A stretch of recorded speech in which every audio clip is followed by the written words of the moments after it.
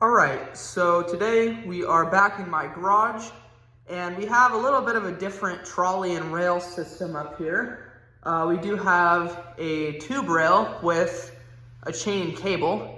There is the trolley up there for it. I have a genie release rope and my genie arm.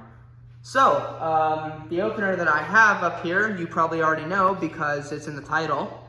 So we'll follow this rail back to see this. I put up my overhead door model 450A. This one actually, it runs really good in here. I was kind of surprised. I'm not the biggest fan of the tube rails on these machines, but it's actually not too bad. I mean, the rail does, move around a bit, but it's pretty solid up here. So, I didn't put my kicker on this one because, as you can tell, well, you actually kind of can't tell, maybe. There you go. The angle iron is angled in quite a bit because this opener is pretty skinny compared to like the Chamberlains. So I don't have the kicker on this one because the holes didn't line up because, like I said, it's angled in much more. But because it's angled in much more, it's a little bit more solid. So yeah, I just didn't bother putting the kicker up here, but I did have to drill out the hole on the end of the rail because it was too skinny for my header bracket pin, and I didn't have another pin that was skinnier, so I just drilled it out a little bit, which was kind of annoying, but I got it done. And it works really well. So I just have this old button. This is actually the button that I got when I got this opener. So we will run it with this button here. Here we go.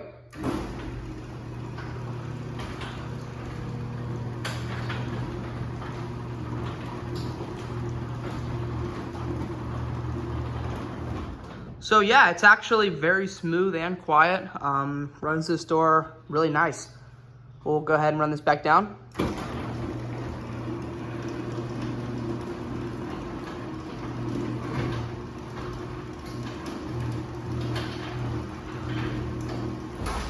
So yeah, the rail actually, surprisingly, doesn't move around too much.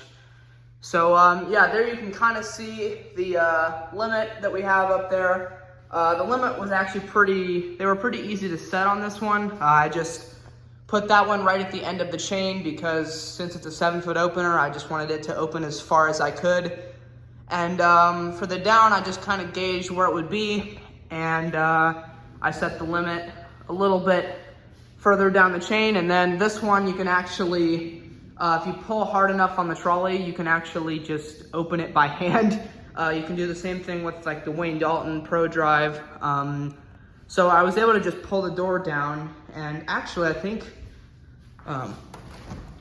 you can actually open it if you pull hard enough or push hard enough on the door, and you can see there it's going back down by itself. Just pull it. So yeah, that's kind of funny how that works, but anyway. So I just pulled it down and then it was in the right spot. So yeah, they're just little clamps and they screw onto the chain. So here we go. Little piece of wire right there. There's the terminals. There's the sticker. This is a 1/4 horsepower opener. And I believe this one was made in 1991. So let's go ahead and get a top view of it. And here we go.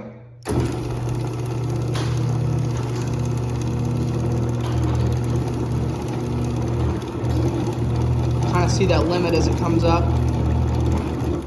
So yeah, it just hits that little switch right there, and that's how it works.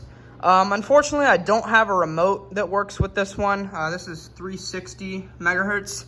I don't have any remotes that could be programmed to this unit, so we'll just go ahead and run it back down from up here.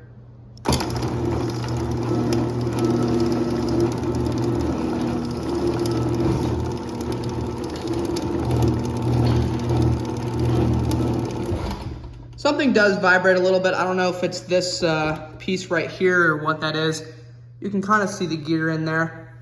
Also, I do have a different plug on it because this cord was like taped together when I first got it.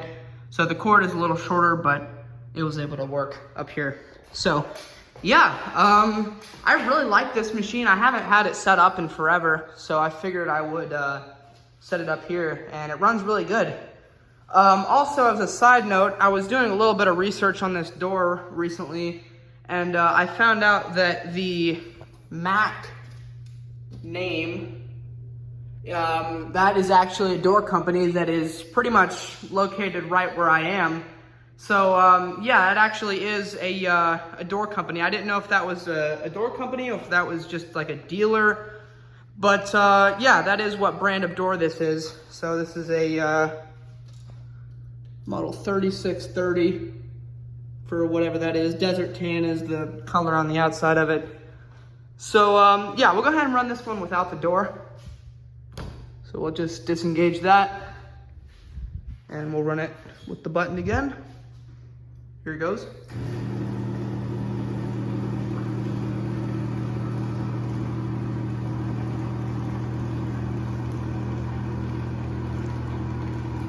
So there you can kind of see what the inner trolley on this thing looks like.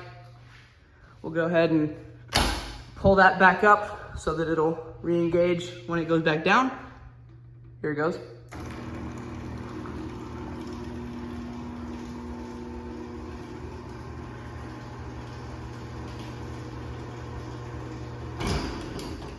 So yeah, that's how that goes back in. And the chain does kind of twist a little bit for some reason. I'm not really sure why, but it does do that. So anyway, we'll go ahead and run this up one more time here.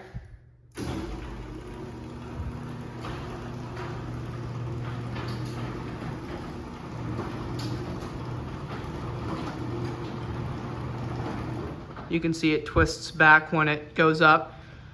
But yeah, and this one actually opens pretty far too. It is a 7-foot rail, but I was able to get it to go up pretty far. I'll give you a force test, and what I found out is on this thing up here, see how it says sensitivity? That is basically, that's saying how sensitive the opener is.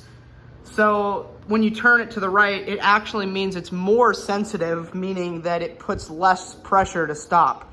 So that's why the force wasn't working on this thing when I had it set up in my room, because I had it actually at the maximum, which I thought it was the minimum because it says minimum sensitivity, but that means maximum pressure. So it's kind of, you know, the opposite of what it really means. But anyway, we'll do a force test. The force does work.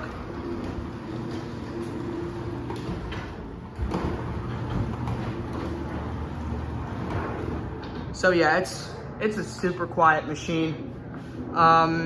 Yeah, we'll go ahead and we'll run this down from, I guess I can try to get a, well, I don't know. I'll just run it down from in here and that'll be it.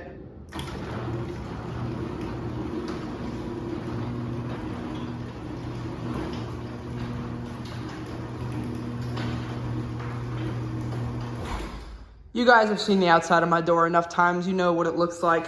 But yeah, so there you go. That is the OverHead door model 450 installed in my garage. Pretty easy to install, although it was kind of annoying to drill that hole out a little bit bigger. But yeah, so there you go. I guess I'll see you guys in my next video. Peace.